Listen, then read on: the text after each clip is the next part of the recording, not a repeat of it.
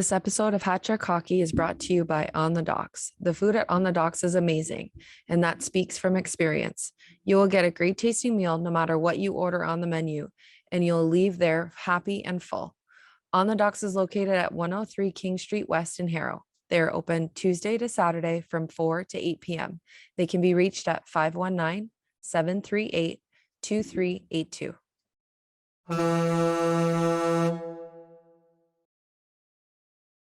And what is going on, everybody? All of you beauts and beauties out there, it is episode number 84 of Hat Trick Hockey, which is always brought to you by our good friends over at GL Heritage, the official beer of Hat Trick Hockey. This being episode number 84, it's the Mikhail Grabovski edition of Hat Trick Hockey. 12 seasons in the NHL between Toronto, Montreal, New York Islanders. He played 534 games, 125 goals, 171 assists, 296 points. He is a Calder Cup champion, two-time champion in Belarus. Bringing my boy, my line mate, Rob. What's up, dude? Nothing. He was one of my favorite players, Garovsky. That's why I figured. I think I'm pretty sure he married a local girl. I think he did. I think you're right. I think you're right on that. I can't remember. Nope, can't remember. So, how was your weekend? And the start of your week, this being Wednesday now. So I got to strap the skates on. Oh boy, how'd that go? Like 14 years. Why is 14 it so years. long? I got terrible ankles. I broke both of them like 1 year right after the other. I'm so afraid of, you know what I mean? 15 years ago, I wasn't afraid of it. I just played and everything was good. And then Glenn was born and I got out of hockey, so I'm not saying it was Glenn's fault. It was too much, whatever at the time. So how did it feel? It was fucking amazing. Yeah. It was amazing, bro. So I go to, I'm not going to mention the company, but I go to one of the places in Windsor, close to the keg, just behind the Devonshire Mall. Yeah. And they heat my skates. And I said, well, you know what? Like, I haven't worn these in 14 years. Like, so they boil them, do whatever they do to them and work their magic. And then I'm like, well, I might as well get them sharpened while I'm here. They had a pretty good still blade on them, like I thought. So I get them sharpened there. Oh, and Joe Bodell, God bless him, he picked me up and, well, we kind of met there, and then we went out for lunch at one of the local establishments and had a couple pints. Well, this is talking Thursday, right? So I still had to go to cornhole. Yeah. Regardless, long story short, too late. Friday rolls around and I'm jacked. I'm so pumped to go play hockey. Mm-hmm. I almost wanted to put my gear on before I went there. Just show up in it. Just like walk in. I didn't give a shit. So I go there. The two Leighton boys or the two Spence boys are there, Leighton and Michael, and Jack Ondraka, he's there, and me and them are sitting. And there was two other guys. I can't remember their names. I just met them, and I'm the worst for names. But I brought all the GL heritages that I had left. Mm-hmm. And I'm like, compliments of Hat Trick Hockey. Here you go, boys. Like, and everybody got one except Jack because he's too young. You know? So he got a fancy Gatorade and whatever. So get dressed. And, like, it's funny. Like, I'm looking down at my stuff and going, I put the pads on first, then pull up the pants. You know what I mean? It's been so long. Yeah. Right. So, so it starts out and I forget my gloves. Oh. While buddy next to me, he's got an extra pair and I don't care how dirty they are or whatever. Yeah, whatever. So I put them on. Everybody's out there. I'm still tying my skates, like you get the, big old dad bod down there and trying to tie your skates and get her done. So I get her done, and as I'm walking out to the ice, so you turn left to go to the boards to go to the bench, and I got my brand new stick, and Jack's chirping me about, oh, they have a lot of those at Canadian Tire. And I'm like, hey, that's where I get my sticks, man. It was my first one piecer, you know, like other than the wood. Yeah, so Jack, suck it. That's where I get mine from. Yeah. So as I'm going to push the door open, I realized that it's a push down at the top. So like as my hand's going up, and you know, like I had the Meg meeting with the boys, and they're all chirping me. No one came out because I wouldn't let. I told them, like, you can't fucking come. You can't. You can't. Pardon my French. I gotta clean this up. So as I'm going to push the door down, I jam my finger into the board, and I mean, like, my finger just explodes. Like, I'm like, oh no. I go back into the dressing room, grab a ice pack, wrap my hand around it, take a couple slugs out of it. Let's go. We're going. Yeah. I step out onto the ice, bro, just to warm up, just to go from one door to the other. And I can take my skates and I can literally do the splits straight out. Oh yeah, that's not good. There is zero edge on them. So I go from one door to the other, back out into the dressing room, take my skates off because I couldn't get my knee over top of my fucking pardon my French. I couldn't get my leg over top of my knee to just put the stone to it. Mm-hmm. Right? So I take off my skates, I sharpen them up. I'd be fucking just chuckling the whole time. The whole time. I was laughing about it. Like, and then I brought tunes out onto the bench, and yeah, you know what? It was a blast, and I'm gonna go to Canadian Tire and grab $100 pair of skates, and I'm gonna get what is it? Accurate Creations, Uncle Wayne. Accurate Creations, and if anybody doesn't know, that Accurate Creations has a skate sharpening place. Go there. Yeah. Go there. I'm gonna bring mine there actually probably this week. I need to be done. I'm gonna bring my new Reeboks from Canadian Tire there. Boom. And yeah, Jack, don't chirp sticks from there because that's where I buy my sticks because I shed them, right? So I'm not gonna spend $300 on a stick when I can spend 60 and buy like 3 of them. Like, you know, or I could spend, rather than spending 300 on one, I could spend 180 and have 3.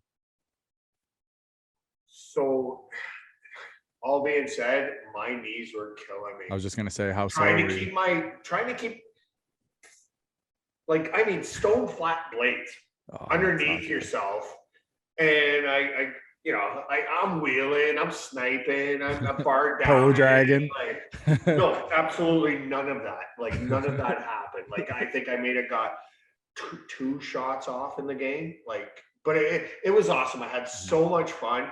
Jack chirped me in the corner, grabbed him, and all you could hear was his mom. No, like always. I got Jack's jersey over his head, and he's like, "Can you hear my mom?" I'm gonna go out there with you guys one day. It was a lot of fun. It was a lot of fun. And like I said, I liked it so much. I enjoyed it so much. Like, a nice sharpened pair of skates is going to make a huge difference. Like, I could have had rollerblades out there, and I would have felt better. Yeah. Oh my God. Yeah. Like, when you're making a turn, you know, like, and you're going like this, and your front skate washes out on you, not your back skate, your front skate. So where's your edge? Yeah, you don't have them. Bro, that sucks. So you were probably so sore the next day, because I notice whenever I have skates like that, or one of them's dull or whatever, you try so hard to stay up that you just use like muscles that you don't. The outside of my knees were in incredible pain, and the inside of my groin, that's brutal. Was just brutal. It was brutal, but I had so much fun. Like I said, I'm going to Canadian Tire. I'm gonna and everybody's like, "Get off your wall!" And you Dude, I buy a Yeah. lot of my gear from there because I know how I go through it and I know how it gets treated and everything. I'm not going to buy something super expensive when I know I'm going to kill it anyways. yeah, and oh, my helmet got smaller. Who knew? You can buy one of those there too for fucking a nice price too, like Reebok helmet or something, like something nice. Like Right, everybody that's thinks, fucking everybody insane thinks attire, right? everybody thinks because it's bought there like it's cheap. It's the same company, it's the same brands, it's the same. You know what I mean? Instead of getting the version that's way up here, you're just getting like a normal, generic kind of thing of it, right? Model. That's all it is. Well, when me and Joe Bodell were in the fancy place, you Yeah. know, like there was a $1,399 pair of skates. Yeah, I know. I would never Who in a is buying that? I would never in a million years spend that. You could get a whole hockey bag and gear for that. Literally.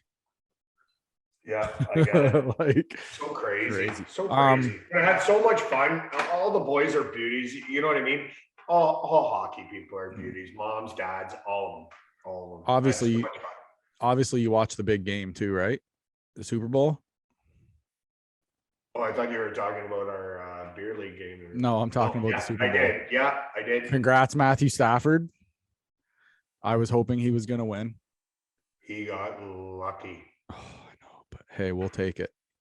Dude, That guy took a he shit got kicking lucky. with the And line. good for him. No, I'm gonna give him full kudos because I don't think there's a quarterback in the NFL that has more heart than that guy. No, and he plays hurt. He plays banged Broken up. all the time. Yeah, he's Like, tough look as at- shit. That guy. When he played for Detroit, oh, are you kidding me? Like, like a broken back. I'm gonna play. I'm guy- going in.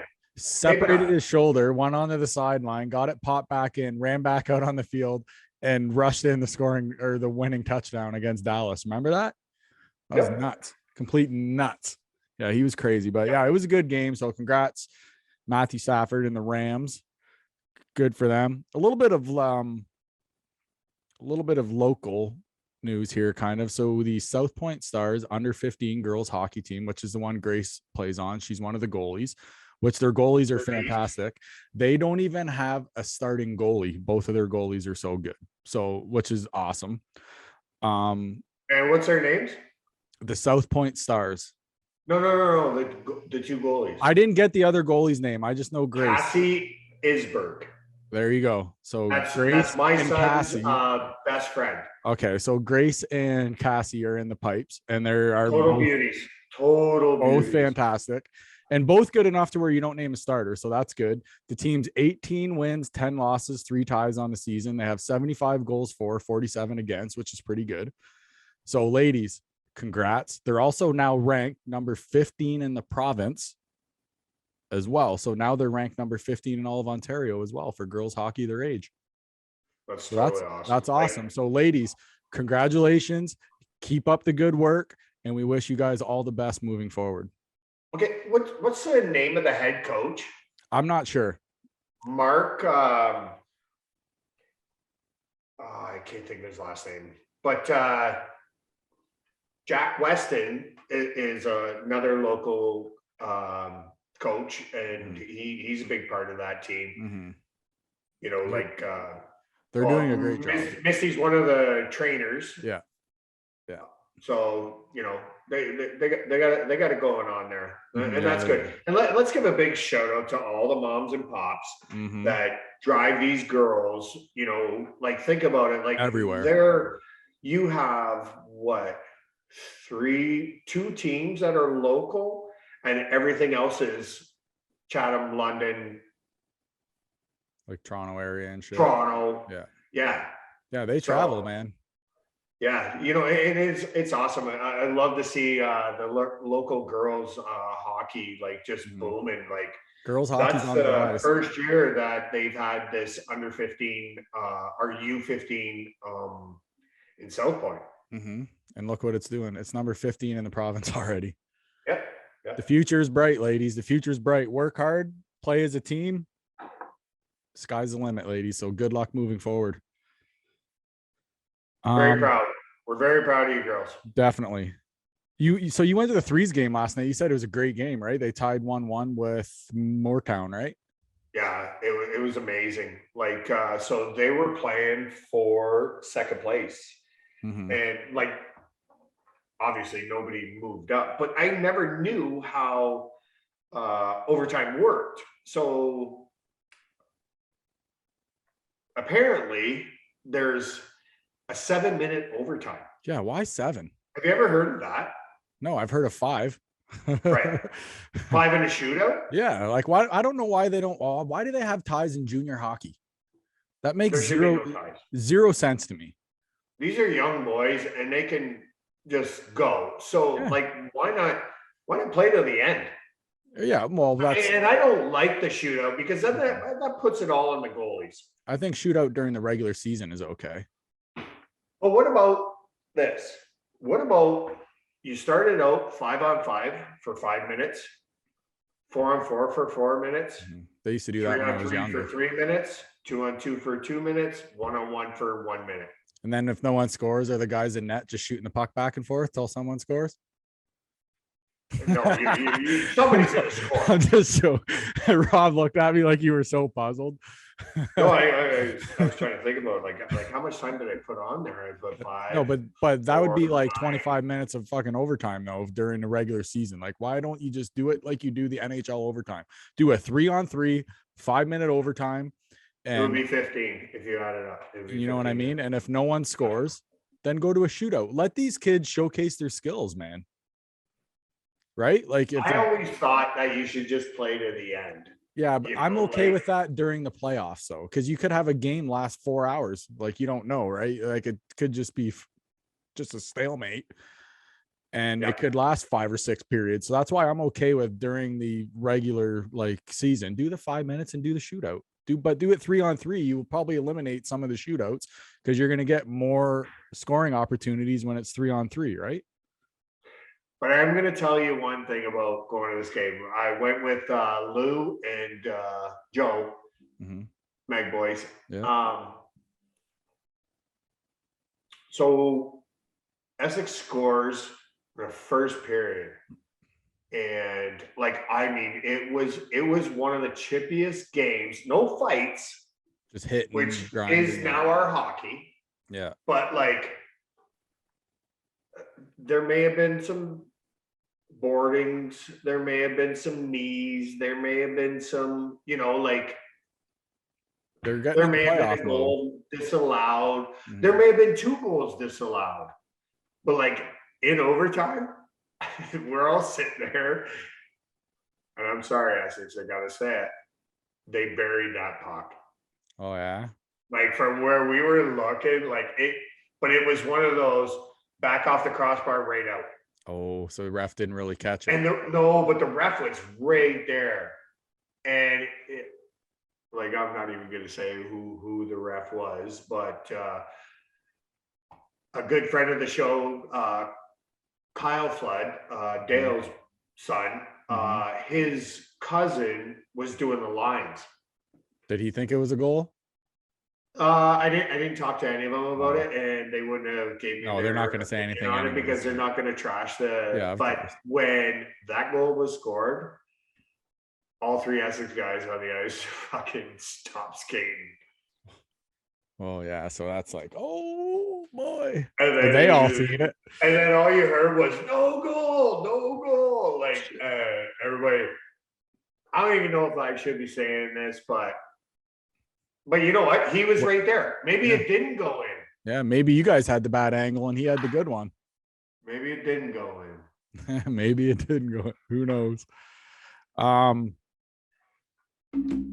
Before we get going, what did you have to say to me? What did you have for me? The fucking Mag boys chirping again? Well, the Meg boys are always chirping Tony. I know. They're always fucking chirping me all the time. Don't fucking start with the Tony guys. I always tell them I'm not Italian. Nothing against Italian. I promise you, if you ever come to a meeting, you will be called Tony. I don't know what they say you can't say our boys for the 73s if you've only been to a eighth of a game. I'm just saying. Oh, okay. And then the only game that I was at, and these guys want to chirp, none of them are there. Right. Because we went to a hump game. Right. So let's talk about the 73s a little bit more. Because I really love those guys. Mm-hmm. So I gotta put my glasses on. I'm gonna get all those guys fucking stat guy shirts. For the boys. Stat guy Meg guys. Yeah, but they're gonna say you should probably pay more for Rob's shirts. I promise you, this is what we talk about. You should come in and defend yourself, like you really should. So Lakeshore Canadians, 26 games, 25 wins, 1 loss, 2 S6. Yeah, that was like last week, right? Right. Essex 73s, 28 games, 21 wins, 6 losses. Moortown, 25 games, 18 wins, 6 losses. And let's talk about our local boys, right? So you have the Amherstburg Admirals. Yeah. 28 games, 15 and 12. Wheatley Sharks. Wheatley Olmsted Sharks? Yeah, that's what they're called. Wow. They're on the losing half of it, 11 and 13. Mm-hmm. But then you get the Blenheim Blades, you have the Petrolia Flyers. But it seems like all the ones that are from Essex County are the teams like ruling that division. They're the studs. Studs. But I love seeing the top 4 are directly in this area. I love it. We're being in Essex, we're 20 minutes from all of them. Mm-hmm. So we're a hockey hotbed here in fucking Essex County, man. That's what I like. I'm really interested in seeing what happens. I don't think Wheatley can catch Amherstburg. So I think the top 4 are going to be. Is that how it goes? Are Moortown's in there too, right? Like, yeah, but still 3 out of 4 teams that are in right now are from this area, right? Well, 4 out of 5. How many get in? 4. So if it started right now, based on those things that I sent you there, who would be in? It'd be Essex, Lakeshore, Moortown, and Amherstburg. There you go. 3 out of 4 teams are from. And one of our boys, one of my favorite kids, like I got to meet this kid, that Brandon Fraser, not Brandon Fraser, Tyler Fraser. That's one.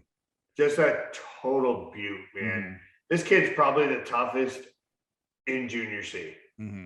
Yeah, I've heard his name. He's a total beaut. Like he'll punch. Like when dude Simmons said that he would punch your head off your shoulders. This kid will. Yeah, dude. Golden Glove boxer. Like nobody wants to touch this kid. All the fighters are usually the nicest guys. Oh, and he's a beauty too. Just wants to drive his pickup truck, roll through mud. Like our interview today. Same thing, right? And his dad owns my mechanic, the old Alfred and Stowe building. Oh, okay, yeah. And it's now called Honeybee. Oh, okay. It's some bees. There's bees in there. I don't get it, but it's okay. But they're buzzing. They're buzzing. I love it. Hockey hotbed here in Essex County. Yeah, it's awesome. Should we hop into the NHL stuff or what? Go to the interview and then hop into the NHL. But yeah, go ahead. Yeah, we'll talk a few things real quick before we go into our interview. So Crosby scored his 500th goal last night. Shocker. Guess who assisted it? Freaking Gino. Shocker, right?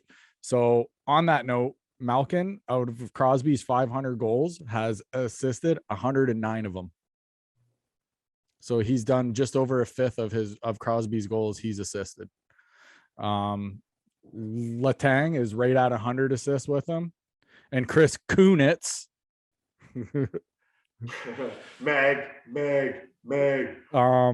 has assisted 58 of them. So those are the top 3 in assists in Crosby's 500 goals. Who was traded for Witt? Chris Kunitz. That guy. No, a tag. Yeah. That's why I said it like that. Chris Kunitz. I know. That's funny. But yeah, so that's pretty sweet. So congrats, Sid. You're an absolute beauty. Also, speaking of goals, so most goals for like active guys right now, most goals. So Ovi, I think, just scored. I want to say he got an empty netter last night. So I feel like that was goal number 760 for him. Okay. So Crosby's the closest player to him at 500 right now for active players. So okay, but you didn't even ask me about Sid, because I had a couple things. Shoot it. We're still talking about Sid because he's 250 goals behind Ovi. Is what I'm saying. Do you know who assisted on Sid's first goal? Was it Bill Guerin? Nope. Two legends. Oh God. But we're talking 05, right? Yeah, 05. Is one of them 05. Lemieux? A Mellon Arena? No. It's Mark Recchi and Ziggy Palffy. Oh my God. Did he get to play with Mario? I think he did a little bit, right? Like right at the start? Yeah. No, but he lived with him, but did he play with him? That's a good question. Tickle feet? No, I mean like play on the team with him. I don't know if Mario got one. Did he get a year? Him and Mario did play together. I thought they did. I'm not sure, but because Mario took a hiatus because I carry too many people around on my back. Blah, blah, blah. Well, not only that, he fought like cancer too, so that had him out for a while too. Yeah, you got to go there, right? Do you have any more things on Sid? What a fucking career. Well, for Dave, so his first assist was with Mark Recchi. Oh, okay. So that's where Recchi. Yeah. Because I tried finding all that shit out. Sid played with some legends, man. Recchi played with Bill Guerin. He played with frickin' Mario. Like, you know what I mean? Like some of the guys that he's played with over his career is insane. Total stud. It was typical Sid on his 500th, right? Just peeling off to the side of the net and gets a one. Like I want to say Letang took the shot and then it tipped off Malkin and went right to Sid. No, Malkin passed it to him. Oh, okay. And it was like he passed it through like three guys. It was a crazy pass. I was like, whoa. Like crazy pass. I love it though. Those two, man, are so good together. Like, and the part that's crazy too is they played their whole career together, those two. So Sid, Dave, you'll appreciate this. And the Sid is the 50th of all time, right? Mm-hmm. Imagine his stats. 17-year career, which is so impressive, right? Mm-hmm. Imagine his first goal in his third game. Yeah, imagine his stats if he didn't miss so much time because of, the conkies and the stuff like that. Because Sid's missed a lot of time. Well, if he had more protection there, and that's and they didn't change the fucking game where you could run him. Mm-hmm. Pardon my French. Yeah, you're okay now. I think we're far enough in the show now. we should have said to the okay. Sorry, ladies. Did you see Marchand there? So we obviously know Marchand got 6 games, but did you seen the stat right on him? That was that's his 8th time he's been suspended. He passed Chris Pronger for most all time in NHL history. Okay, so he's been suspended 8 times. So he's got 5 fines. He's lost 28 games over those 8 times. He's lost $1.5 million in salary over all those games suspended. So do you think they're just going to keep coming like harder on him every time he does something stupid? Yeah, absolutely. Like so he didn't play in the Chris Pronger era, where they would have Chris Pronger would have pulled his head off his shoulder. He would have twisted your head off. Yep. You wouldn't have been able to do that. But the NHL has gotten so light Yeah, I don't that like that. you can't police it anymore. I So know. now it's just going to go to suspensions. Yeah, and fines and shit like that. Yeah. I know. I hate it, dude. Make guys accountable. And I'm not saying you got to scrap, but if you're going to do something stupid like that, yep, you're going to get your head beat in. Expect something. Expect something back if you're going at a team's goalie.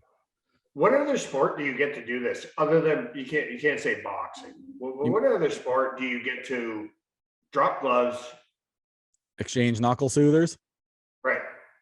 Yeah, hockey's kind of a weird game where you can kind of like casually ask a guy if he wants to fight, and you spend 5 minutes and come back out. Like, I'm not big on the tough guys going to tough guys, but like tough guys are kind of obsolete now, almost. Like, you know what I mean? There's a bunch of them still in the NHL. Yeah, but they're not fighting as much. And what's his name there from you're like Matt Martins, Tommy Wilson, and yep. Like there's Ryan so Reeves. Many tough guys, but there's so many NHL guys that'll never fight in their entire lives, right? But the guys who fight nowadays, some of them, well, most of them now have a more rounded game where they don't just fight like guys back in the day, right? Like guys back in the day, you would either fight or you would score goals. You know what I mean? There was never really that guys that kind of did both until probably in the 90s. Then you got your Shanahans and your like Wendell Clarks, and you know what I mean? When guys like that came in the league, were guys that can score, guys that can hit, guys that can fight. But I would say, well, from probably 60s almost to late 80s, maybe early 90s, they always had those guys that you could either just fight or just score, wouldn't you say? Nope. Like when they had true enforcers. In all honesty, if you were in the 60s and you were playing, you were in the OG6, and you had to have skill. Yeah. But you also had to be able to protect yourself. Yeah, but I mean, but they had a lot of guys. When you go to the 70s, and no, I want to say you were closer to the end of the 80s, 90s, where you had your Link Gateses and your Proberts and Stu Grimsons. Like, you can't say Bob Probert. Maybe because Probert was an all-star. He was an all-star. Wendell Clark, same. Pound for pound, probably the toughest ever to play this game. You know, all those guys had skill and toughness. And then they started saying, like, as we're cruising into the 90s, my era, they're like, okay, this has got to stop because, you know, like, but it's still to this day, I'll have to tell you this story too, when I was at the hockey game last night. So to this day, when there's a fight going on, look in the stands. Like, seriously, I wish you could get a panoramic view because every single person is standing up. Oh, yeah. Every single one. Oh, yeah. Except the mom that was standing next to me at the 73s game last night, because every time there was a big hit, she'd go, oh my God. One of those moms, eh? I'm not kidding. She's from Wheatley, which is understandable, you know, like. That's fun. But seriously, she's like, oh, is he okay? I'm like, he missed him. Like, there was me and a couple of the Med guys, and then this mom that is taking care of all these kids down there. There was a birthday party. Let's go to the 73s game. It was awesome. I was all about the UFC until I had a child. So it was really funny. It was really funny. What I like about hockey nowadays too is they kind of got away from that stage fighting stuff, right? Like now, I don't like it. I never liked it. I never liked the tough guy going against a tough guy. But like Tiger Williams always said, you hit my guy, I'm gonna go after your number one. I'm gonna hit yours. Yeah. That's the way it should be. And that's the way hockey was played back then. It's not played like that anymore. But every guy, every team does have a tough guy. A couple quick notes before we go to our interview. We're longer normally, but we're shooting the shit, so it's okay. Jack Eichel will make his debut tonight, being Wednesday when we record this. He's making his debut against Colorado tonight. So he'll be making his Las Vegas Golden Knights debut tonight. So I hope he scores. I hope he scores just because, like I said, he got out of Buffalo. He did the neck surgery, he did a months of rehab and everything. So he worked his ass off to be back in the lineup. So I hope he does something tonight. So that's pretty sweet to see him back. Jack's good for the game. Team Canada, USA men's team, both out. USA, did they lose was it Latvia? I feel like it was Latvia they lost to in the shootout. I saw that Canada lost 2-0 to Sweden. Was it Latvia or was it? I think it was Latvia, man. Like the US team? Yeah, US lost to Latvia in the shootout. Kind of funny. It was kind of ironic that it was on the anniversary of the Oshie shootout thing, and then they lost in a shootout. That sucks. And is it Ramsey, one of the coaches of Latvia? Who is an American? So. I'm not sure on that one. Joe Waddell's third cousin, twice removed. And also, while we're on the Canada stuff, the ladies play for gold tonight at like 11 o'clock at night or something crazy. But so by the time you guys listen to this, that game will be over. So hopefully it's a Canada win. But the ladies, they battle back and forth. Like they've had times where the USA have won it and they've had times where Canada has won it. So these teams are back and forth. So I'm a little nervous on it. Probably not going to stay up for it. The part that sucks because it's so freaking late and I got to work in the morning. So but other than that. Is Chrysler's rolling again? Yeah, we're running now again. We're all good to go. We're back up to speed again. So Rob, on that note, what do you think? You think we should No, hold on. I want to talk about the Canadian women's team. You know, like you got Sarah Nurst, you have Renata. Dash two, but okay. She didn't mind when I called her that. But Poulin. Mm-hmm. Marie-Philippe Poulin. What was it? Turnbull? Like these girls, this is the best Canadian team in all honesty. Ever. Stacy, Blair Turnbull, like these girls are studs. I did not see one men's Olympic game, but I've watched 3 and just dominate. Like that US Canada game was just amazing.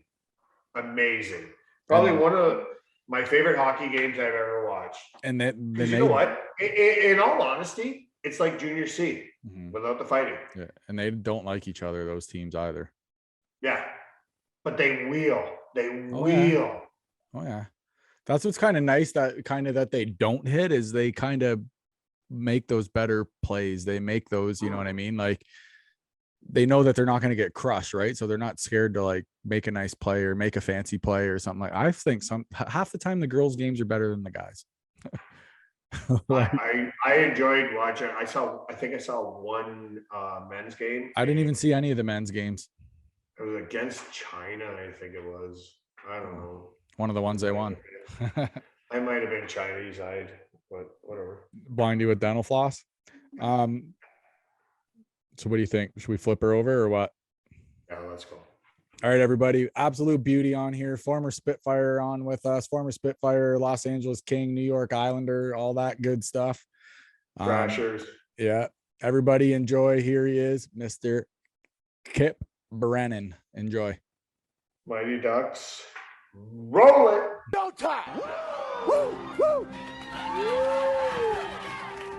Well, this next cat with us here, he played some OHL. He had stops in Windsor and as well as the Sudbury Wolves. In 98, he was drafted in the 4th round by the Los Angeles Kings, where he spent 5 years in the NHL between LA, Anaheim, New York, and Atlanta. He spent 11 seasons in the AHL, where he won a Calder Cup in 2008-2009 season. Let's welcome to the show, Kip Brennan. Kip, how you doing, buddy? Good. Thank you for having me. We got her lined up, bro. We got her lined up. I had Finally, to get you. stars aligned. Yeah, I had to get you on, man, because honestly, like when I was going to the games in Windsor, you were like one of the main guys there in Windsor when I was watching games, and I would love it because you guys had a little bit of everything. You had some speed, you guys fought a lot, their hits, the games were very exciting. So your time, I feel back then there's a lot more of fighting and the rougher style of play. Like I remember my first year in Windsor, and guys are lining up at the blue line taking slap shots at the other team, and I'm like, oh shit, like what's going on? Like it was complete animals. and that's where you come in. That's where I came in. Yeah. Before we get Were there, they doing it because you were on the team, or were they doing it just to be? We had a Those pretty guys tough. could take We care of had a pretty themselves. tough team. My first year in Windsor, we had some tough guys. Like we had DJ Smith. Mhm. Our goalie was probably one of the toughest guys, Roach. Yeah. And like I mean, he was a monster. He was 6'5", 220, and I mean, I was playing with men. It was awesome. Yeah, that was crazy there. Hey, did you grow up in Kingston, or were you just In born Kingston, there? yes. Oh, Yeah. so you grew up there. Oh, Yeah, I grew up there. I left at the age of 14 though to go play with St. Mike's. okay, yeah. So I played there for a year, and then I was drafted as an underage to Windsor. Oh, okay. St. Mike's is the hockey academy, right, in Toronto? That's one of them. It's St. Mike's and Upper Canada. Back then it was St. Mike's in Upper Canada. Oh, okay. Yeah. Okay. Yeah, because now St. Mike's, they have a squad in the OHL now, don't they? Yeah, so that was before they had a team in the OHL. It was in the provincial junior A or whatever that league was. So it was still, playing against, my I think when I was 13, 14, I played junior C, and then so I was playing against 21-year-olds, scrapping it out, and then I played with St. Mike's, who was same. It was a little bit better league, and then they eventually turned to the OHL. They eventually had a team. I think they still have a high school team though, which is supposed to be pretty good. Yeah. Mm-hmm. Did you ever play high school hockey? No. I was like right from ninth grade. That year I tried out for the football team, and I mean, hitting was my favorite thing to do. And I remember this poor guy was in tryouts, and I had one of the guys. He was like, this guy was like a ninja. He was like national champion. He was a little bit older than me, but his name was Rob Talick, and his father and mother are like 4th degree master sensei, and lived over in Japan. Like this guy was a ninja. I remember, and so he was on one side and I was on the other side, and it was like one of those highlight hits where he went low, I went high, and the guy just did like a helicopter around, and that was and so I had made the football team, but I had to stop because I was playing junior C at the same time. So I didn't have enough time to do that. It would have been fun though. That's just one sport or the other, right? Yeah. I was crushing. definitely better. I wasn't fast enough to play football. Hey, so what like made you just fall in love with hockey? Like what made it just catch your eye? I mean, from a young age, I mean, that's every kid's dream is playing hockey. And I remember my father was, he never played, but my grandfather played. He played for the Boston Tigers, so way back. And so it was definitely in the blood. But I mean, I remember I never actually really loved watching hockey. I just loved to play it. And that I remember, like, coming after, my parents used that against me too. So we'd have a rink in our backyard every year, and when my parents moved out of that house, neighbors were still finding pucks, 20 years later in their backyards. 3 yards over. 3 yards high and wide every time. And it went off the bar.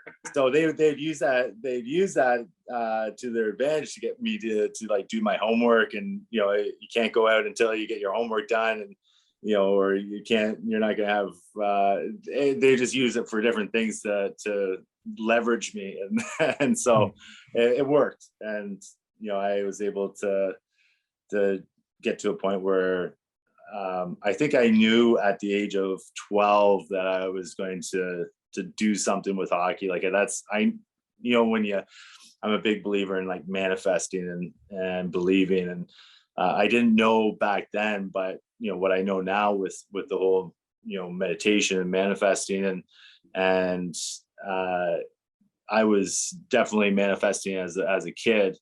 I just knew, and when you know something's that full-heartedly, you'll find a way to make it happen, and that's what I did. That's awesome. Now, when you were 12, you were what, 6 foot by then? Oh, I was a big kid. I was like 6'2", probably 6'3", like almost the height you are now. I was at the age of like 12, 13, I was like 6'4". That's crazy. I mean, that's why I was able to go up against guys that were 21 and still have a good chance and beat them. Well, most of them you were taller than already. Yeah, taller. Raining down on. I had no fear whatsoever at that age either. So, I did pretty well, and I think that's why I raised a lot of eyebrows when I was that young. Now, do you remember your first scrap? My first scrap? Yeah, like in hockey. No. No, you don't? No. Yeah, there's been a few. I mean, that's like hundreds. So I'm just thinking like how you figured out like, oh, I don't mind this at all, Like, is there a point when you realize you were like really good at it? Well, up until the 8, actually it was probably in my, like, when I was playing Pee Wee, and even junior C,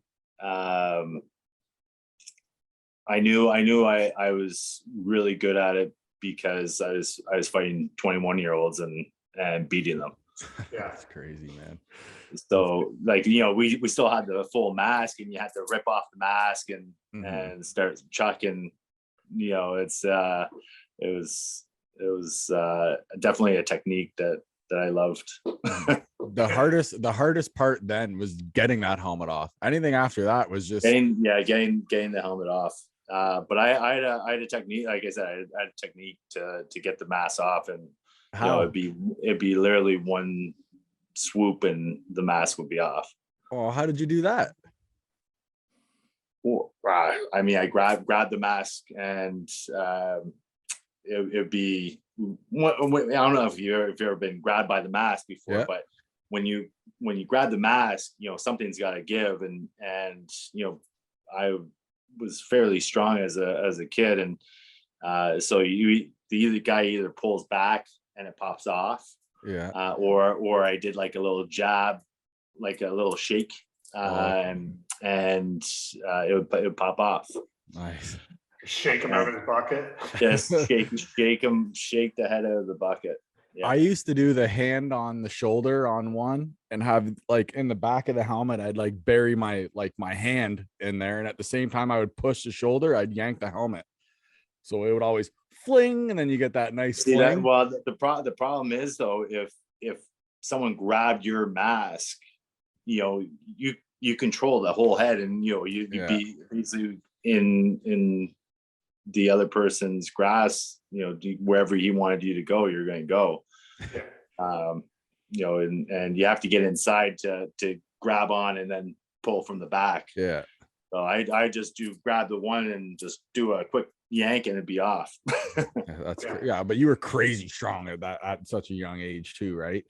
So did you know, like leading up to your OHL draft, did you know that it was going to be Windsor, or were you thinking other spots, or did you just know that it was going to be Windsor?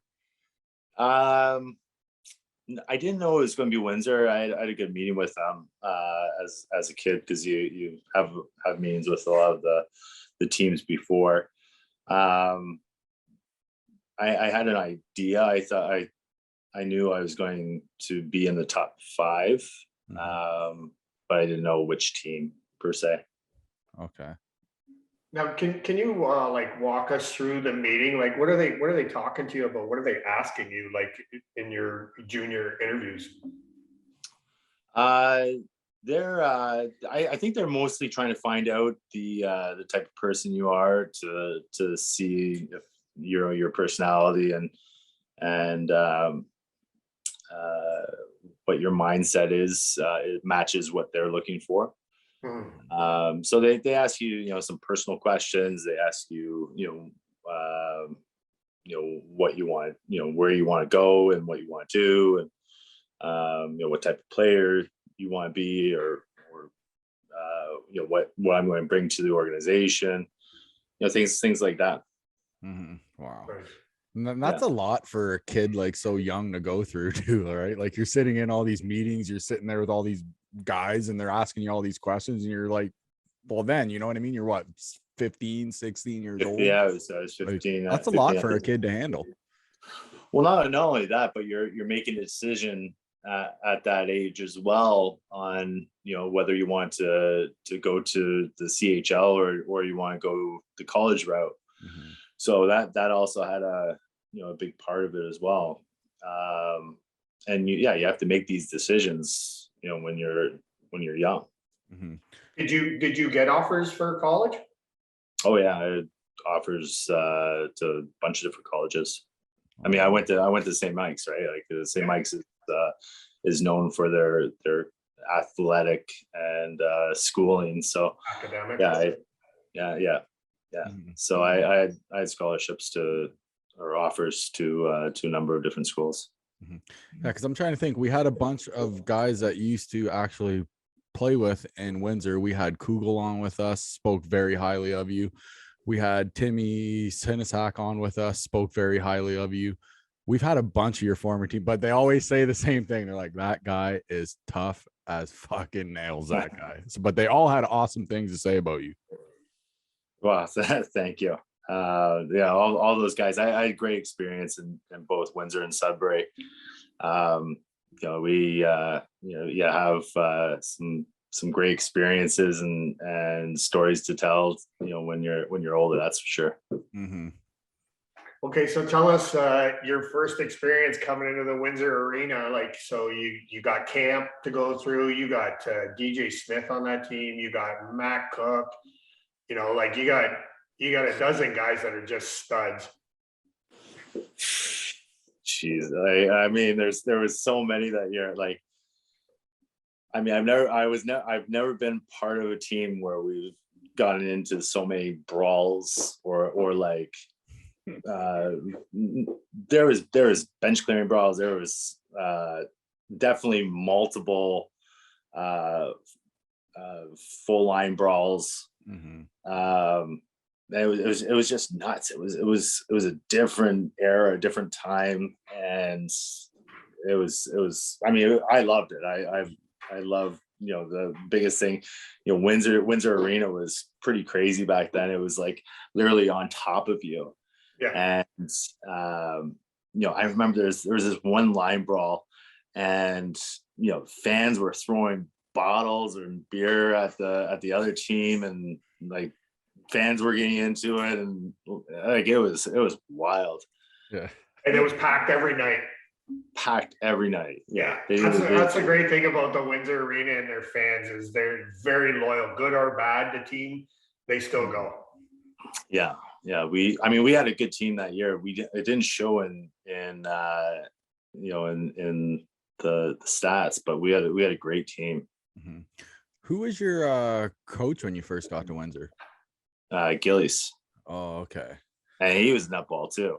He was friggin' tough as nails. I remember when he like, you're in trouble when his face turned red, and he was all. I mean, he'd do bench before the games and like 300 pounds just doing reps and. My God.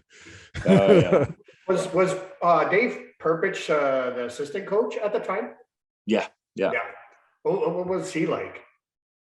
Complete opposite. Yeah.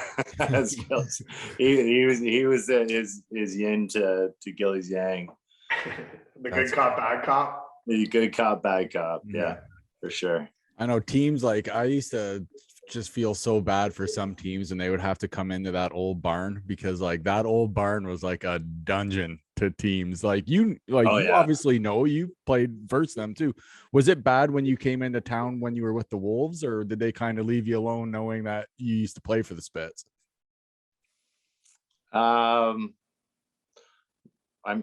We didn't really play Windsor that much, I don't think. When I was playing with Sudbury.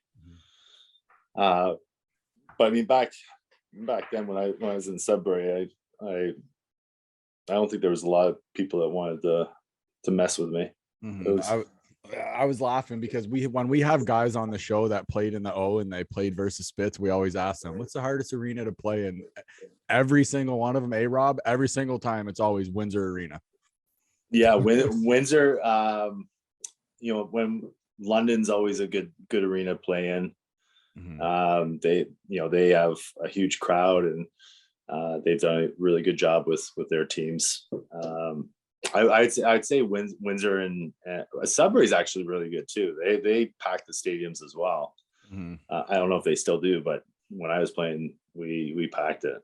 Yeah, we've had guys on like Denny Purdy and guys like that say that arena just reeked of smoke and booze and soggy French fries. No, in Windsor. Oh, Windsor, yeah. Definitely the old arena was. Yeah, the old bar. The old arena was wild. Like literally, it was like old time hockey, and like the fan, you could touch the fans. Yeah, like you said, they were right on top of you, right? Like right on top. Yeah, they had that super low glass on the sides there too. Like so we were in a line brawl, and our bus, he was our bussy.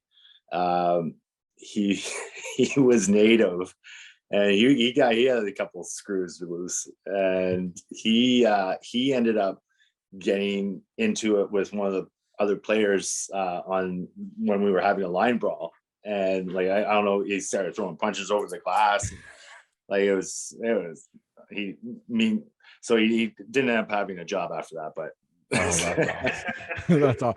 If those old walls could talk in that freaking arena, man, my God. Yeah. It was a pretty cool arena to play in for sure. Yeah, I was going to the old barn there from when I was 5. You know what I mean? Till they closed it and opened the WFCU building. But man, I have so many memories of that place. Just line brawls into the stands, bench brawls into the stands. Like it just everything ended up in the stands. yeah, and even the penalty box, because it was like a multi-tiered penalty box, which you never see, and there would be like times where there wouldn't even be enough room in the box. It would be like a packed house, and there was, I remember this one game that ended up going in, like the players ended up like fighting across the penalty box, and fights would happen, brawls would happen before the game, and like no one would be suspended, no one would be ejected. It would just be like, okay boys, ready to go. And round 2. Well, because they didn't even have the referees on the ice, right? Rest wouldn't be out there. No, it was, that's nuts, man. Complete chaos. A bunch of animals. Did you end up in Sudbury? Now, when you went there, did you go there on a trade? I did, yeah. Do you remember who you were traded for? Or? Popovic, I think. Was it? Okay, I was wondering. I'm like, well, it had to have been a trade. Why? Did you want out of Windsor, or were you happy there? No, I was happy there. It was just I think it was a good trade for they wanted this other more offensive player, and Sudbury needed a tougher guy, so I think it was a good trade. I don't know. Mm-hmm. So what was it playing with Cook? Was he as dirty like in the OHL as he was in the NHL? Oh yeah, Yeah, he was crazy, man. He lived up to his reputation, that's for sure. He was just one of those guys. He always played right on the edge, eh? Like he seemed to always walk a fine line when everywhere he played. Well, he led the team in scoring, and he had like over 140 penalty minutes that year. You were there. Mm-hmm. Yeah. He well, mainly probably because he had a lot of guys to bail him out as well. So 146. Yeah, 95 points and 146 penalty minutes. Jesus, that's good. That's DJ great. Smith had 190 penalty minutes that year. How many did I have? 156. Fuck, that's an off year for you, Kip. So that's an off year. Well, you were third. You were third on the team with only 42 games. You only had 42. That's the difference. How many games did everybody else have? Yeah. Right. They had 65 games. You had 42. Hey, wait till later on when we get to later on in his career, because I'm going to throw a stat out at you of games in like minutes. That's going to blow your mind, but we'll get to that after. So I was actually just thinking of that year. Yeah. So leading up to so now you're out of like junior, you're headed into the NHL draft. So did you speak to like multiple teams? Because I know you eventually went with Los Angeles. So did your interview go well with them? Did you interview with anybody else? Can you kind of like fill us in on how all that went? Yeah, I mean, there's a bunch of teams that I interviewed with. LA, I think, was they were the most interested. LA, and there's one other team, I think it was St. Louis. They're both super interested in. So I mean, Jesus, to be drafted, it was, so grateful to have the opportunity and be able to be drafted is a feat in itself. Mm-hmm. Yeah, that's crazy, man. Yeah, sure. But then LA too, to go to LA at like such a young age, it's like I'm going to Los Angeles. Like, come on. Yeah, and the owners, and everyone lives down by the beach. It's not like it's not what you think of when you see the movies. It's not like a Hollywood scene. Yeah. Although there is a Hollywood scene, but the guys don't live in Hollywood. They live down by the beach, and our practice facility was in the close to the beach as well. Awesome. So it's this completely different vibe than everybody thinks. It was, you go play hockey in the morning and then you play volleyball in the afternoon. It was amazing. That would be awesome. Yeah. Work on it. I had a best can ever. I think back then I was highlights and everything, and it's just a long hair, complete beach bum.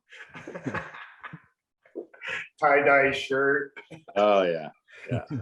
So now do you start out right away in LA, or do you go to their minor club first? No, I went to their minor system, which was it was Lowell when I first started.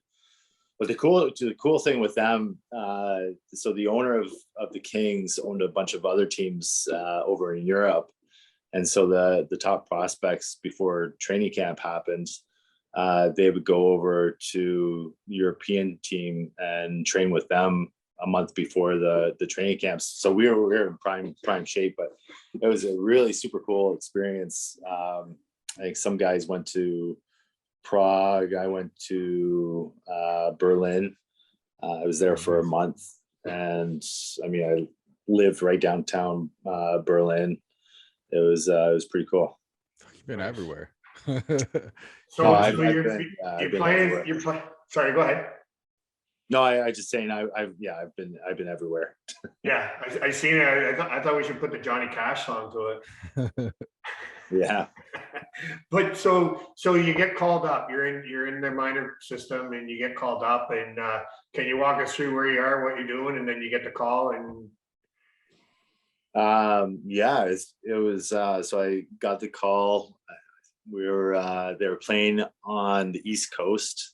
They were playing the New York Islanders, New York Rangers, New Jersey, that whole swing. Yep. So like can't remember if I played New York Islanders first or New York Rangers first. It was one or the other. But it didn't take long to get in the first Tilly. I remember playing Madison Square Garden. I mean, it's massive. That's crazy. And there's 20 some odd thousand fans, and they all love hockey. My first fight was actually a former LA King. I basically took his spot. It was Steve McKenna. I mean, he's a giant. He's like 6'8", whatever he was, and did pretty good against him. So I was pretty pumped with that. Oh yeah, my first game was with the Islanders, because I was trying to fight like Eric Cairns. I was trying to fight a whole bunch of them. No one would fight. That's crazy, man. You weren't there long enough. I was, yeah. But where were you when you got the call? Like in I was in Lowell. I was in Lowell. What did you think? So we shared a team with the Islanders, I think it was. And and then LA branched out and they got their own team in Manchester, and I was playing in Manchester. So I only played half the year up in Lowell. Actually, you know what? When I got called up, I was playing in Manchester. My first year in Lowell, I ended up going back to the OHL for my overage year. So I was 21, and went back because we had a really, like, the team that we had. I mean, we had a friggin' rock star team. Like, how we didn't win the cup with the team is beyond me. We had Derek McKenzie, Fedorov, Semenov, Jansewski. We had Smith and goalie. Like, we had Payette, we had Fisher. Wow. Like, we probably had 10 guys that played in NHL. It was wild. That is nuts, man. Mm-hmm. Hey, so I seen, and I'm not making fun, but you had one NHL goal. Do you know where it was at? Do you remember it? Yeah. Was it nice? Oh, yeah. I remember. Oh, yeah. Who did you get it on? I'm not sure who the goal was on. Maybe Nashville or something. I can't remember who we were playing, but I remember the goal very, very bluntly, because I was playing on the fourth line, and I ended up staying out longer than I should have. And so the first lines with like Zygmunt Palffy, and I can't remember who else was on the line. But basically I stayed on way too long, and Palffy ended up like banking it off my ass in front of the net. And so I come back to the bench, and all the boys are, high-fiving, whatever. And the coach was like, if you're ever out there with Zygmunt Palffy again, you're never going to play ever again. Say what, man? I scored him. That's what I said. I said, maybe you should put me out more. Yeah. I'll let Palffy shoot it off my ass all day. Yeah, say everybody's worried about me. It's giving he's him gonna room. be protected. He's fine. He's absolutely fine.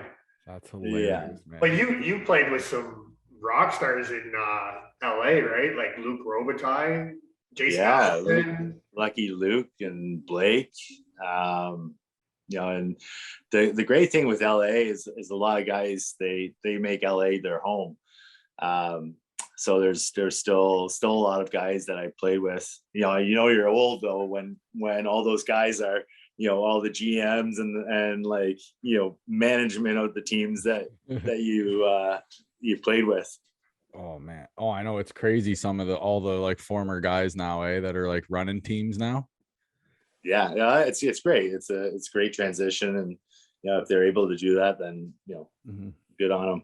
So when you go into the LA dressing room for the first time and you got to be starstruck. Like, these are all guys that you've seen playing hockey, you maybe even played with at one point, you know what I mean? And then you walk into the room and you've got, like Matthew Schneider and, like just a bunch of rock stars.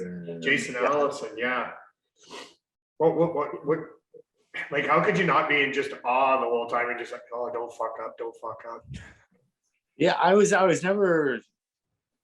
never thought like that. Don't fuck up. I never played like that. Now, mind you, I had, one real job to do, and that was to make sure everyone was protected, and and that's what I focused on. And the other thing that I was told as a young player is always mind your blue line. So, if the puck ever comes around your wing, always get it out, no matter whatever it took. Because if you didn't, then it's another 30 seconds in 30 seconds in your zone. So I was always taught, whatever you do, just make sure it gets out of the blue line, over the blue line, so they have to regroup. And then I loved hitting as well, and that was my big forte, I guess. Were the big hits. I was for some reason I was really good anticipating and getting the good hits on the guys. Hey, how is the nightlife in LA? The nightlife had a good time. Nightlife was good. It was a lot of fun. Again, a lot of great memories. Going to Playboy Mansion. There were some wild nights for sure. I was gonna say that was probably a horrible time, going to the mansion. Yeah, it was terrible. It was I didn't know what to do. So what year is this? This is 03, 04. You're playing in LA and you get to play with Sean Avery. You know how many minutes he had in penalties there? Who? Sean Avery. 261. Yeah, he was a mouthpiece. He only had nine goals and 19 assists, but still 261 penalty minutes. That's unreal. He was probably different to play with, eh? Well, you know what? Was he as eccentric as he is now? I've known Sean since we were young and playing against each other, and he's got one of the best mouths on him, for chirping, and I remember there's a couple of times where so he ended up getting in a fight, he didn't even get in a fight. There was a couple of guys in San Jose, I think it was San Jose, that we were playing, and we were playing on the same line. And of course, like, he chirps everyone. So I'm like, I have to protect him, but at the same time, I'm like, shut up. Yeah. I'm sure it didn't come out that way.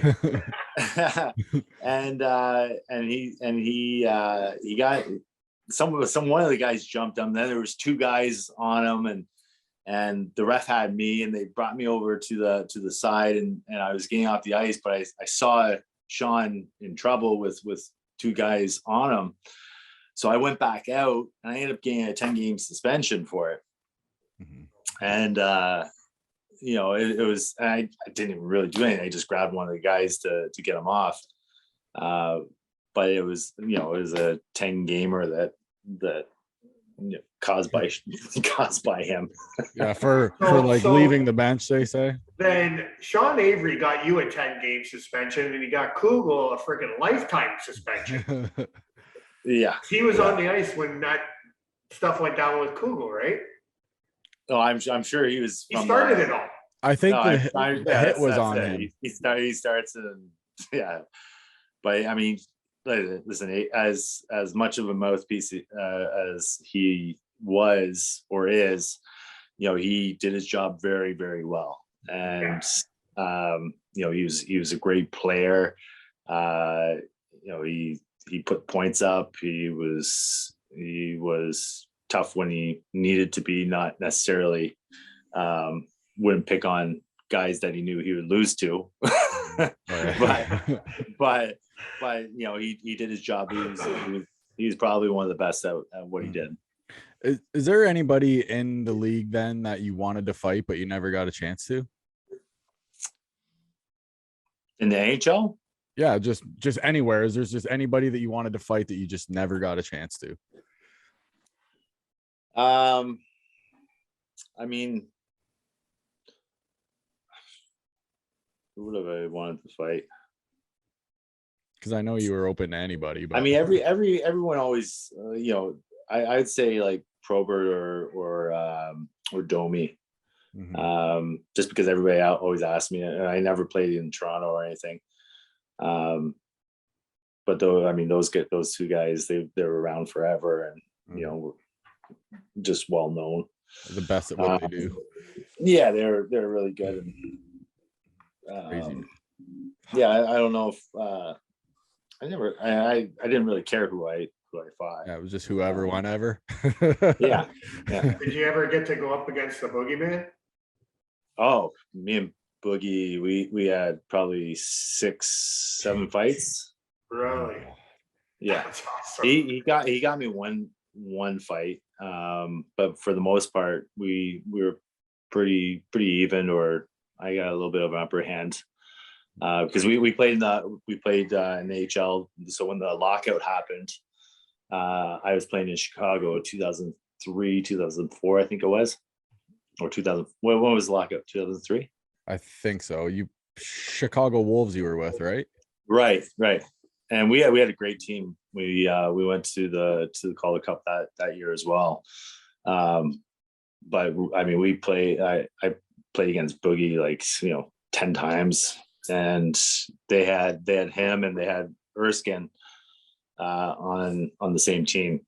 Oh, and Erskine's a personal friend. We grew up together, and I was in his wedding, and I got in the OHL. There was always like a big thing with whenever Erskine and I played, because he was one of the toughest guys in the league, and so was I, and that's actually how we got to know each other, was in the OHL, and he ended up moving down to Kingston, and we're pretty close, but we ended up scrapping once, and it's because I completely hammered one of his players, and he was the only one out there, so he came over and like the whole time was laughing, and all right, we have to do this. yeah, exactly.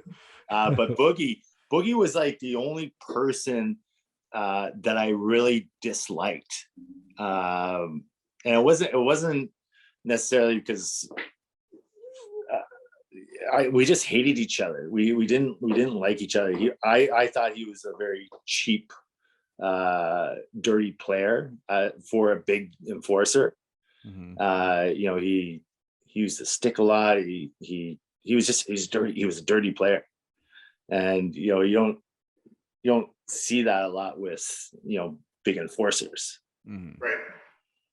So we just really disliked each other. And he was literally the only guy that I would say that I wouldn't go out and have a beer with. Oh yeah. Yeah. Really? Yeah. And that doesn't happen very often, especially when it doesn't happen. No, it doesn't happen. They always want to get together and have a beer, right? So Yeah. Yeah. That's so what crazy. was you played with Joffrey Lupul in what, Anaheim, right? In Anaheim, yeah. 05, 06. What was that stud like? Because I heard he's just an amazing guy. Yeah, the guy's a weapon. Yeah. You know, I think he lives in New York now.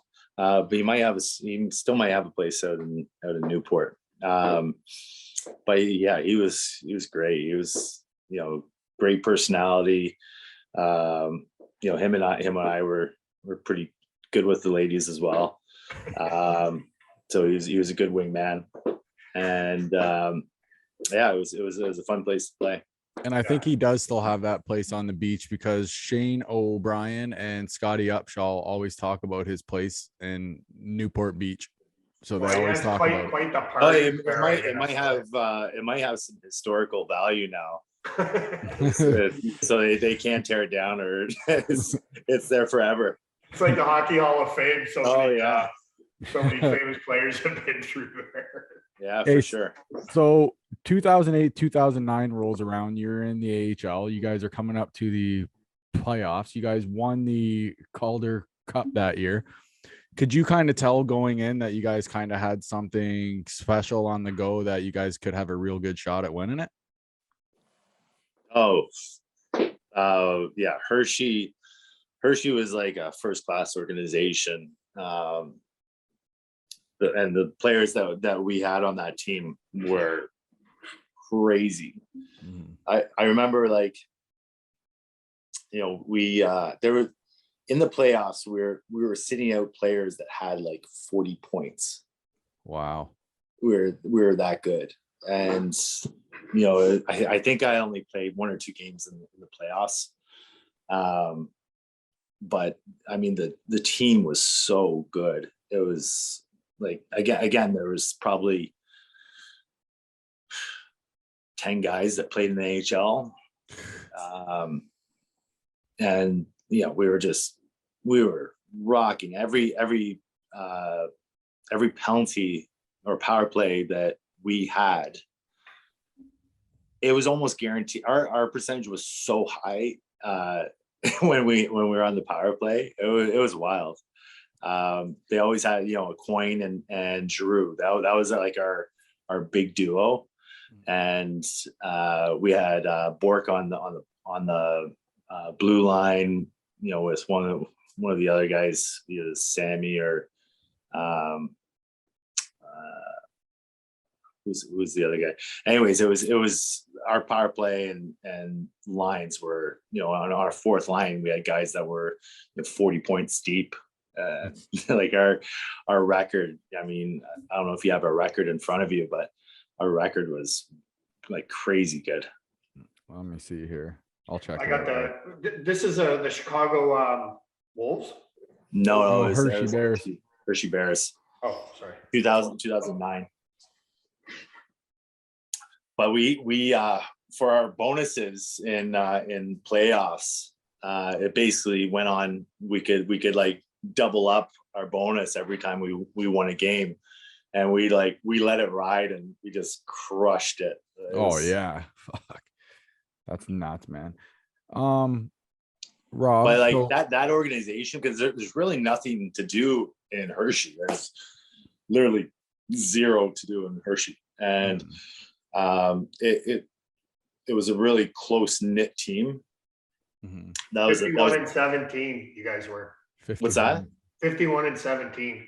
Jesus. Yeah, that's a pretty good record. Yeah. Not bad. Yeah.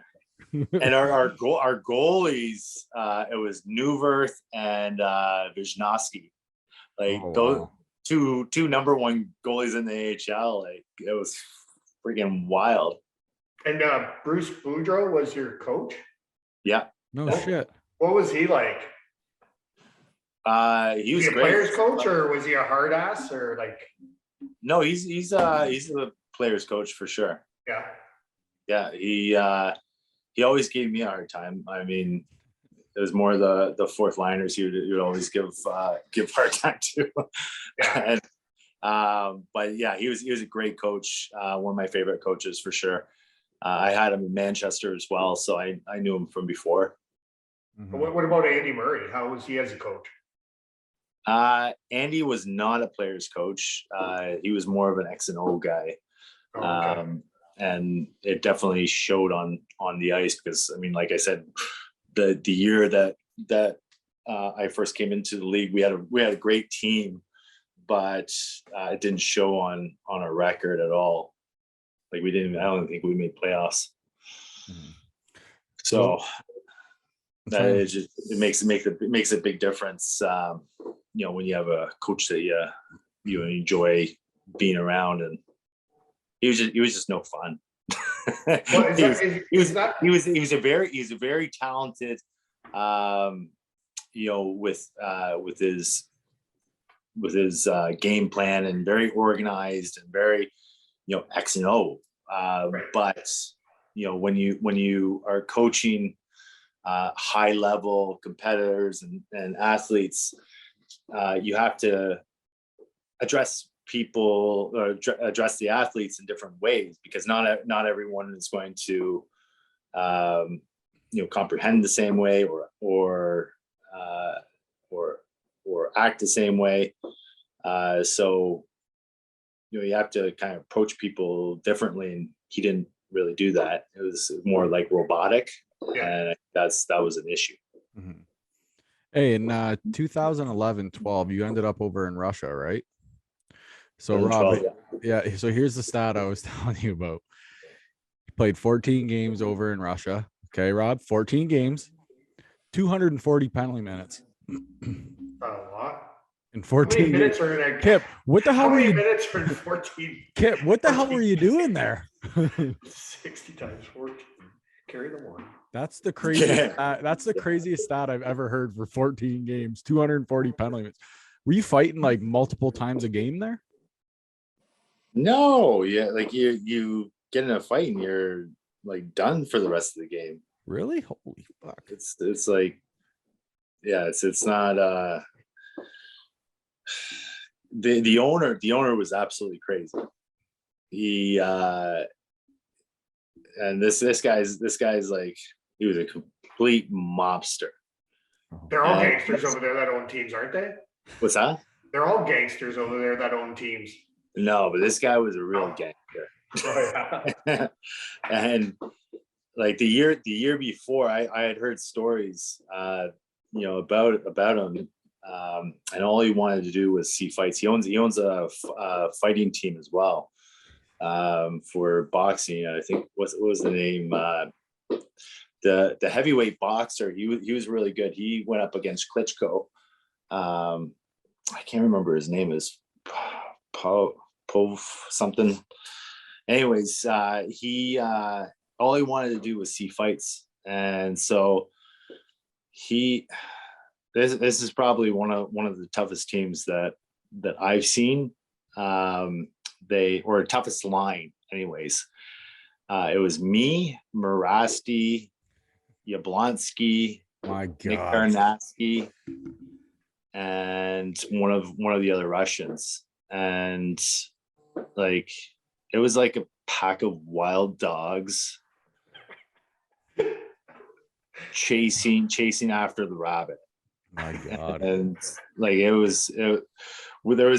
remember this one game in Belarus,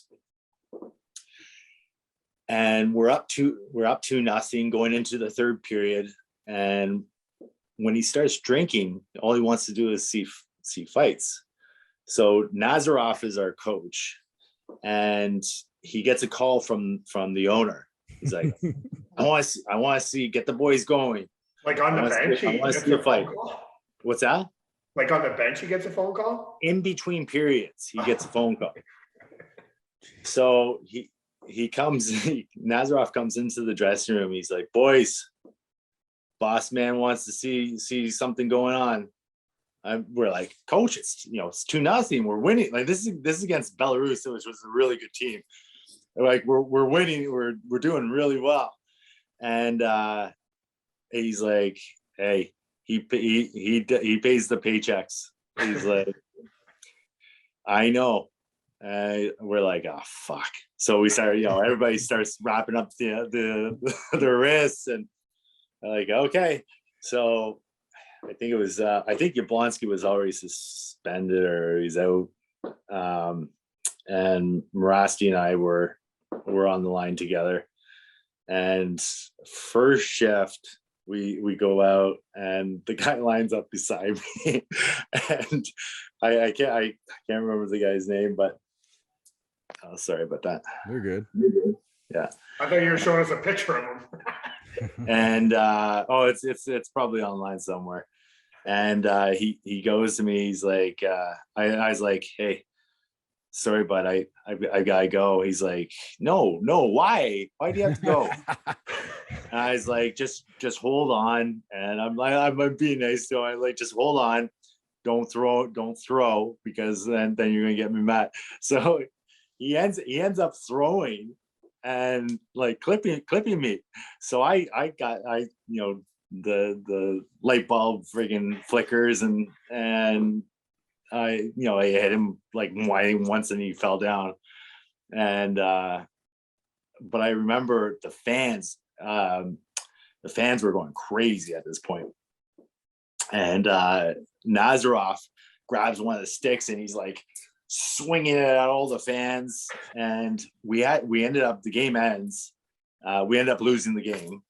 And we go outside the rink and we have to be escorted by the army to get out of Belarus because there's like this whole thing like online, like it was going to be a riot and the fans were going to attack us, and so we had to be escorted out by the police or the army, whatever it was. My God. Yeah, we had John on our show and he was awesome, man. John Morasti, he was great. He was on here telling us a whole bunch of stories about Russia. I was like, my God, complete gong show over there. Yeah, it was nuts. Hey, I have to ask you, we ask everybody who played in Russia, you ever do the Russian gas? The Russian gas? Yeah. What's the Russian gas? Oh, you've never heard of it? Oh, maybe I have. I don't know. Oh, what it is they say it's more or less it's a IV, Rob, right? It's like a IV. So if you're like if you're like hungover, you're hurt or something, they give you this like IV. I think it was Ryan Whitney explained it the best. And he's like, I felt like shit going into the rink. He said, he told me, he's like, the line was coming out of the wall. You couldn't even see the bag or anything. He said, he said, he's like, I didn't even know what it was. But he said, when I got on the ice, he said, I never felt so good. Yeah, no, I didn't inject myself with that's what they were saying too. Like, and as soon as they say, hey, you got to get the gas. And then everybody starts cheering, gas. That's crazy. Jesus. It was like a steroid or something, coming out from the wall. Coming out from the wall. No labels, nothing. For Christ's sake. That's crazy. That's fucking funny. Yeah, no, I was good.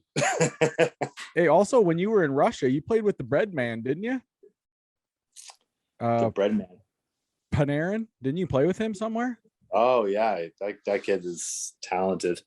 I was just gonna ask you about him. Could you kind of like, you obviously like noticed him, but could you kind of tell like, hey, this guy's 100%. He was beyond. Out of everyone, and I knew right away. We actually talked about it, about him, possibly going to the NHL, and he was a really fun kid because he was a kid at that point. He was 18 or 19 years old when I played with him, and it was cool because he was like trying to learn the English language, and but he was such a good player even at that age, and against these other guys. Mm-hmm. He's fast. His skill level was out of this world. Mm-hmm. Just pure sniper, eh? Pure sniper. Yeah. He was really dirty. Did he do that like big like leg fucking kick then when he scored? Did he do it back then too? He does like a leg kick. Oh yeah. He did the leg kick back then too. Yeah. I love it. Yeah. Who was your one favorite player that you got to play with that ended up becoming like one of your best buddies in the NHL?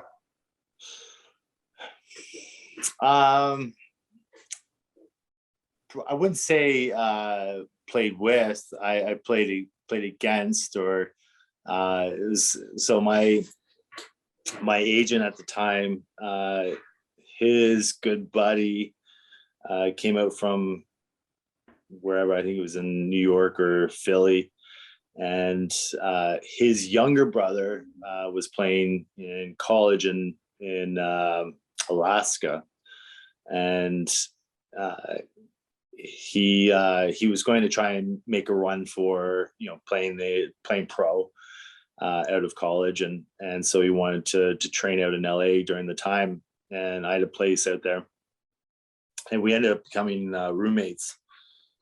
His name is Charlie Kronschnabel, and Kronschnabel, it's a long last name. I always made fun of him because his name went like down his elbow to arms, elbow, down to his elbow. And so he's probably become one of my best friends, and always stay in contact, always and a couple other guys like Erskine, Brett Angel, those guys I've always kept in contact with. Awesome. Yeah. My last question for you. This has been great, by the way. If you could pick any NHL team to like sign with, no matter what, if you could pick any team, what squad would you sign with? Oh, LA. Oh, yeah, and you already played there. You already had it. yeah, LA. I mean, listen, there's definitely other teams that would be great to play for. But I mean, the lifestyle and atmosphere, well, not so much. The atmosphere has definitely gotten better since I was playing there. During the 2008 to 2012, I think they had a rock star team. That went to the championships, won a cup. So yeah, I think that you can't beat it. You're playing on a huge platform. You have the sun. You have the lifestyle. You're on the beach. You can't complain about too much. And there's stars like all over the rink watching the games too, right? Like you guys always had celebrities there. Yeah, there was celebrities always watching the games for sure. Love it. Would you grow your hair long too again? I don't know if I could, but I'd love to. Oh fuck. All right, Rob, I'm tapped, bro. So it's all right. I got one more, and I ask everybody this. So how they blow the horn when you score your goal, and you scored a goal, and then they, so they have walk-up music for baseball players. If they were to play your song, what would your song have been when you scored your goals? I don't know. Let's see here. It stumps everybody. Well, the first song I thought of is "You're the Champion" by Queen. Oh, yeah. But it would have sucked if you were losing 7-1 and you scored that goal, right? No, because I never scored. So I think it'd be hilarious. Skate around the ice. Yeah. You should say it for fights. Or like "No More Mr. Nice Guy." Oh yeah, that would be a good one for you. That would be a good one too. Yeah. All right, Kip, man, this has been awesome, man. Action-packed interview. I think we got to touch on almost everything too. So, which is fantastic. So thank you, man. If you're ever down in the Windsor area, we're up in that area, we will definitely hit you up. Maybe we'll play some for golf sure. or something. For sure. Yeah, let's do it. Awesome. Thanks so much for coming on. You guys having me. Yeah, thank you. Appreciate Thanks, it. buddy. Talk soon. Bye-bye.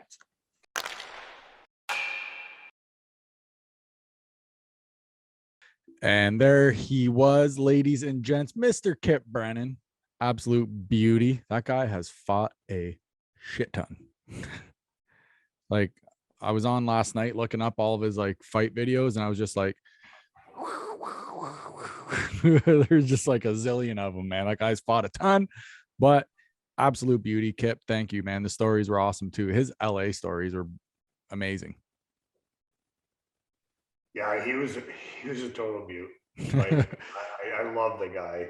And it's funny too, when he had like the frosted tips and shit like that. He talks about him and stuff. He's like, goes like this, take his hat off. He's bald now. He's like, I don't think I can grow the hair now. But yeah, he was a funny guy. So thank you, Kip. Absolute beauty. You're welcome on the show anytime, man. Anytime. He was a total surfer dude too. Yeah. Loves the beach. Yeah. So a couple things to talk about on the back half real quick. First thing, Drew Doughty played his 1,000th game against the Oilers last night. I think they lost. They lost like 5-2 or something like that. Did you hear any of what he said prior to the game at his speech? He's like thanking the team, this and that, and he turns around, Edmonton, I'm sorry, I know this sucks for you guys to sit through, but we'll be out here soon. Like stuff like that. Like, Drew Doughty is an absolute legend.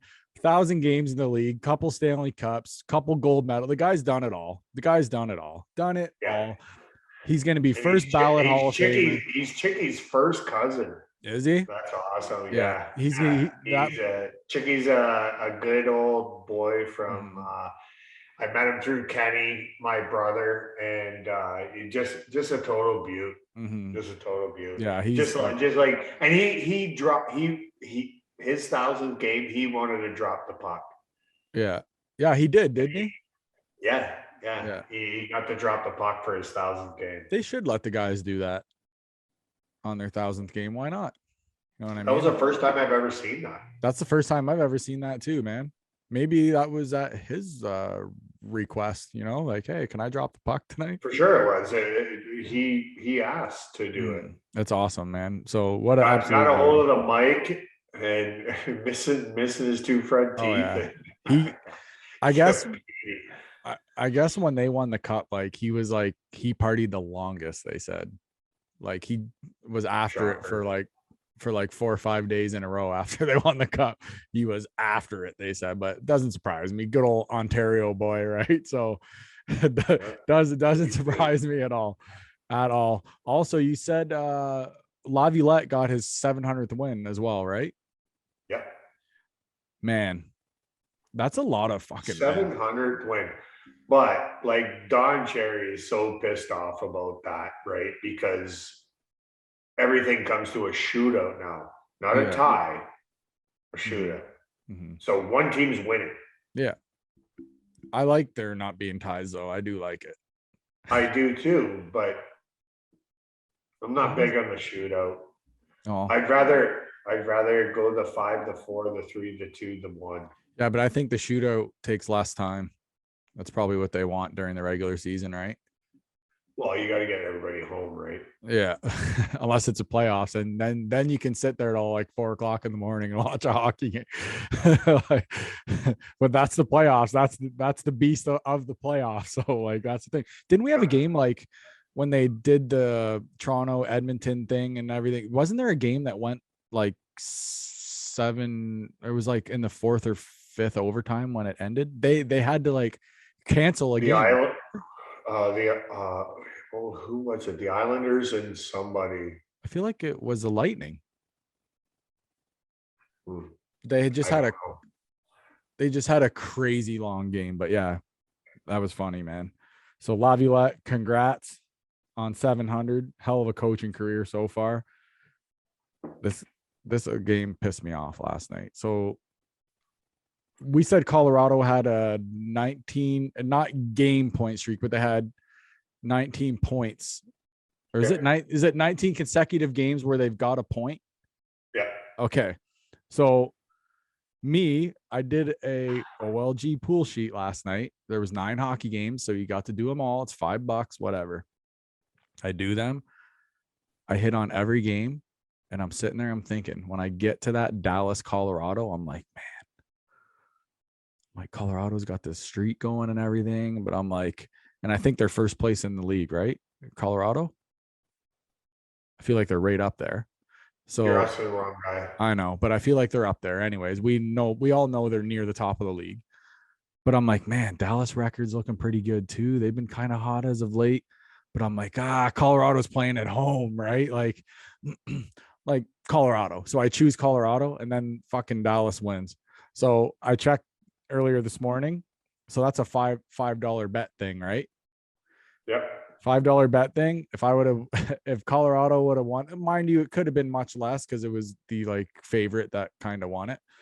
But if it would have been, if I would have hopped in on that group or whatever that won it, I would have won like $650 on 5 on a Colorado win. Really? Yeah. So what did I need to just go with my gut next time. Huh? what did Grandpa Tom say? Well, he always laughs at me because there's been so many times this year where I've literally got one wrong. Like I can think of like even NFL pools, man. There's a couple NFL times I got one wrong. You know, those ones pay out big, like the NFL ones, right? And I think 3 times during the whole football season, I got one wrong. 3 times, dude. Nate did it like 6 times. Like it's stupid. like unreal. So real quick, Rob, before we go, we do our beaut of the week there. I just got about 14 or 15 things on this day in hockey history. Actually, it's only boys are gonna love this one. Actually, it's only 3. So calm your tits, boys. All right. So first one, February 18th, 1918. George Vezina recorded the first NHL shutout in NHL history just 3 months into the season. That was in 1918. That was in the first NHL season ever. The first ever recorded NHL season. He recorded the first shutout ever. And I'm just joking, guys. There's not even 3 points. There's actually only 2. So, and the other one, I got to mention Gretzky because he's like the greatest to ever lace them up. Sorry. Gretzky has the first 5-goal game. Well, first of his 5-goal games, February 18th, 1981 against St. Louis in a 9-2 Oilers win. Wayne also was the first NHL guy to score to score 3 goals in a game 5 times before he was 21. Nice.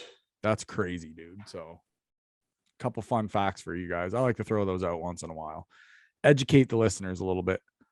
I'll be honest with you, dash one on Ant because I had one of the points down twice. So I must have like copied and pasted or some shit and not paid attention. So those are my 2. So even shorter for the Meg guys. Rob, which leads us to our last segment of our show, which is Beaut of the Week. You get to go first. I will go first this week. I think you did first last week. So I'll go first this week. And mine's going to be Jack Eichel. I know he hasn't played or anything, but I just know the grind that he did to get back into the lineup after the surgery and being traded and going through a whole bunch of shit and moving to a new town and just the rehabs, everything like that. So I want to wish him all the best. I hope he scores a goal tonight. And so Jack Eichel is my beaut of the week. Rob? Mine is the South Point girls team. Like, I think that's amazing that they have come into the league. Their coaches have taken them under their wing, and all the parents, like everybody wins. Everybody wins. They bought in, man. Yeah. Which is great. And they're all already 15 in the province. So that is beautiful for them. So once again, ladies, congrats. Keep up the hard work. Best of luck moving forward. We're going to be keeping an eye on you guys. So Cassie Isbister and Grace Andraka, you guys are the best. Mm-hmm. Like, you're the last line of defense, and I think that's you 2 are my beauts of the week. There you go. Boom. 2 local. Those are beauties of the week, shall we say? Yeah, my 2 beauties. Do you have anything else, bro? Or are you good to go? Yep, I'm good. Beautiful episode, everybody. Until next week, Aunt Rob, we're signing off. We're out of here. See ya. Peace. I've lost my fight with time. My numbers up and up the line. I gaze at the darkness, so empty. Just looking for the light. Shout for help, but no one's there. Need a guiding hand, someone who cares. All alone in the darkness, I've realized for the first time I am scared. If I could do